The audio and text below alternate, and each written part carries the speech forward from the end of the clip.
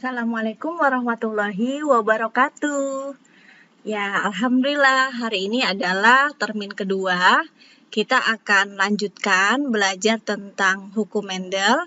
Kalau yang termin sebelumnya adalah hukum Mendel 1, maka yang sekarang adalah hukum Mendel 2, ya.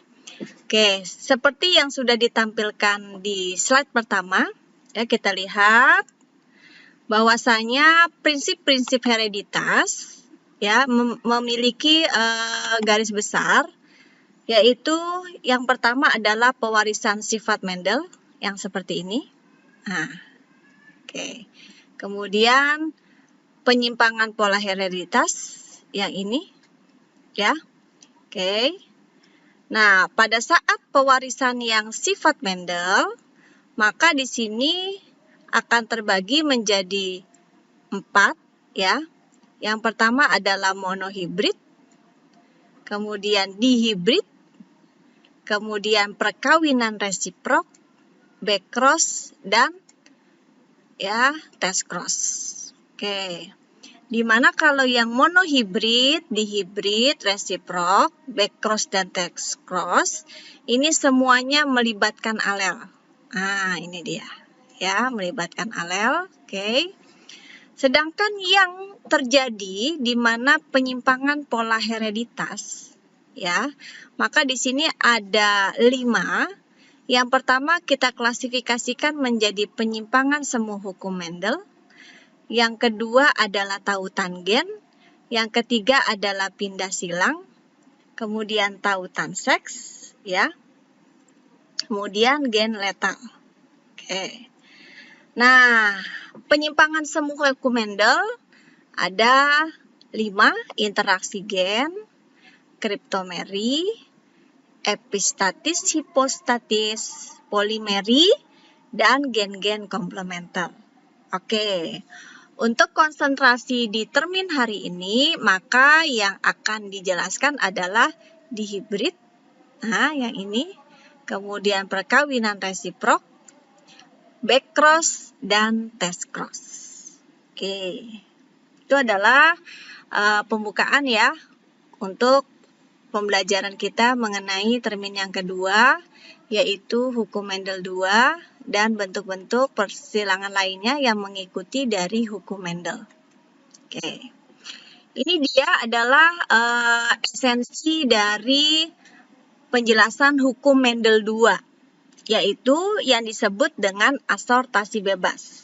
Oke, perhatikan di sini ada 3 poin penting. Yang pertama adalah karena gen-gen di dalam gamet mengalami penggabungan. Nah, ini Ibu garis bawahi. Oke, penggabungan.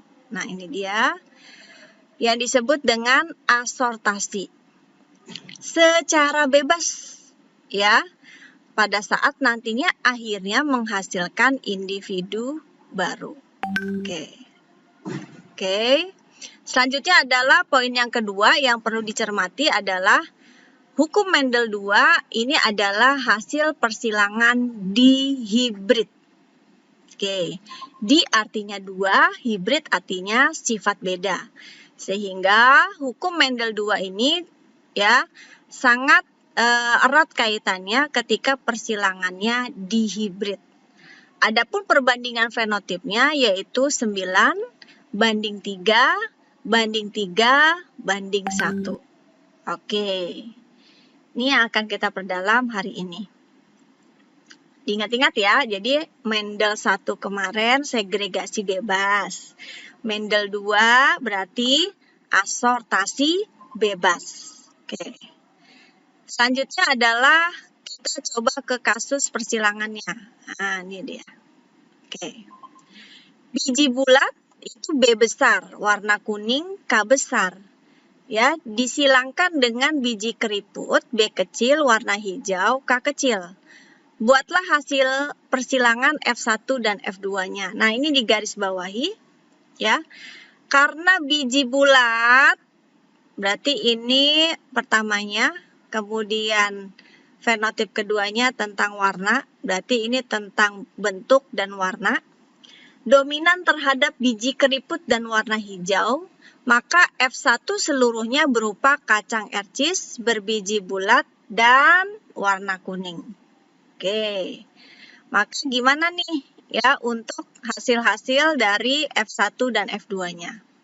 Oke, sebelum beranjak ke slide berikutnya, silakan dicoba dulu dengan latihan manual sendiri ya, untuk persilangan dari dua sifat beda ini. Berarti nanti menulisnya B besar, B kecil, K besar, K kecil ya, atau K, B besar, K besar, B kecil, K kecil. Nah, itu sudah mencirikan bahwa konteks yang dipelajari dihibrid, dua sifat beda. Gimana? Bisa menyelesaikannya? Sudah dicoba? Oke. Ini adalah hasilnya. Perhatikan dengan baik.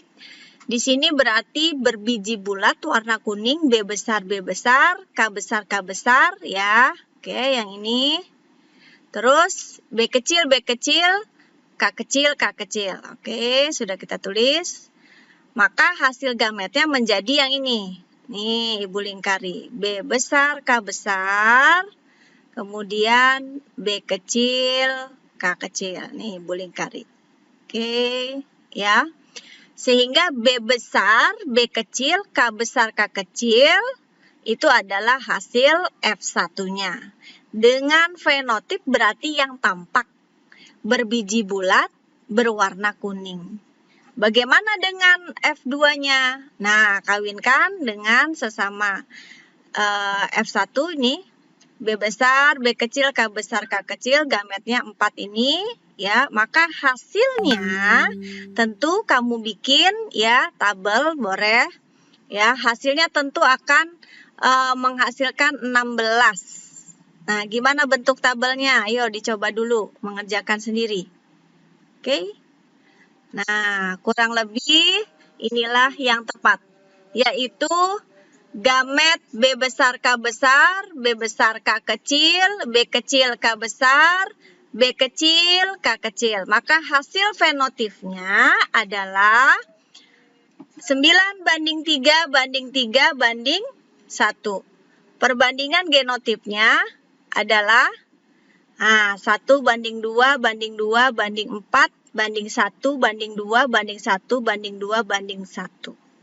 Ya. Oke, jadi seringkali pada kasus-kasus ini yang harus langsung sense kamu ingat adalah fenotipnya. Berarti yang tampaknya 9:3 banding 3 banding 1. Oke, ini adalah kasus contoh tentang dihibrid, yaitu berupa bentuk dan warna. Oke. Nah, yang selanjutnya adalah masih berkaitan dengan hasil-hasil si hukum Mendel nih, yang disebut dengan persilangan resiprok. Ingat-ingat tuh ada kata re. Re itu berarti kembali. Maka resiprok sangat jelas disebut dengan persilangan kebalikan dari yang dilakukan semula. Tujuannya apa nih si resiprok ini? Yaitu untuk pembuktian induk jantan dan betina punya kesempatan yang sama dalam pewarisan sifat. Maka kalau dicontohkan ya seperti yang ditunjukkan di bawah ini ya. Ini adalah P sama dengan H kecil, Oke. Nah, nih. Terus H besar.